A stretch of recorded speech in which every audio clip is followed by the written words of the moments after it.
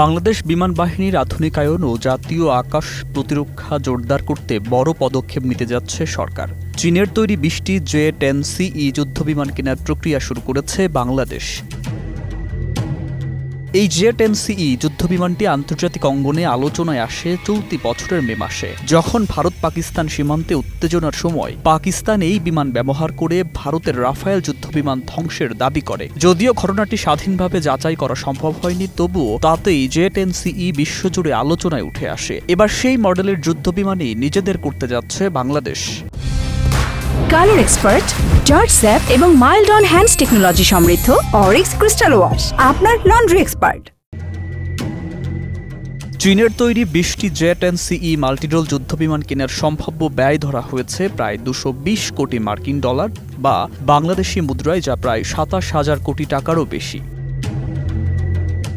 সরকারি সূত্র জানায়, ক্রয় চুক্তিটি G2G ভিত্তিতে সম্পন্ন হতে পারে এবং ২০২৫ ও ২৬ ও ২০২৬-২৭ অর্থ বছরের বাস্তবায়ন শুরু হবে। পুরো মূল্য ১০ বছরে অর্থাৎ ২০৩৫-৩৬ অর্থ বছর পর্যন্ত ধাপে ধাপে পরিশোধের পরিকল্পনা রয়েছে। J-10CE হল চীনের বিমান বাহিনীতে ব্যবহৃত J-10C মডেলের রপ্তানি সংস্করণ, 4.5 প্রজন্মের উন্নত মাল্টিরোল যুদ্ধবিমান। প্রতিটি বিমানের দাম প্রায় ৬ কোটি ডলার ধরা হয়েছে। প্রশিক্ষণ, যন্ত্রপাতি, পরিবহন, বীমা ও অন্যান্য খরচ মিলিয়ে মোট ব্যয় দাঁড়াবে প্রায় ২২০ কোটি ডলার। চলতি অর্থবছরের মার্চে প্রধান উপদেষ্টা ড. মোহাম্মদ ইউনূসের চীন সফরের সময় যুদ্ধবিমান কেনা নিয়ে আলোচনা হয়। এরপর বিমান বাহিনীর প্রধানকে সভাপতি করে ১১ সদস্যের একটি আন্তঃমন্ত্রণালয় কমিটি গঠন করা হয়েছে চুক্তির খসড়া, দর কষাকষি ও মূল্য নির্ধারণের জন্য।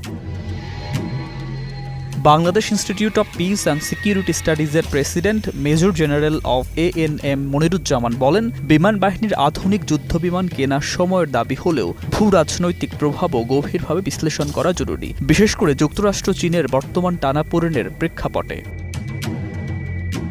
বর্তমানে বাংলাদেশ বিমান বাহিনীর বহরে ২১২টি বিমান রয়েছে, যার মধ্যে ৪৪টি ফাইটার জেট। নতুন J-10CE যুক্ত হলে আকাশ প্রতিরক্ষায় এক যুগান্তকারী পরিবর্তন আসবে বলে মনে করা হচ্ছে।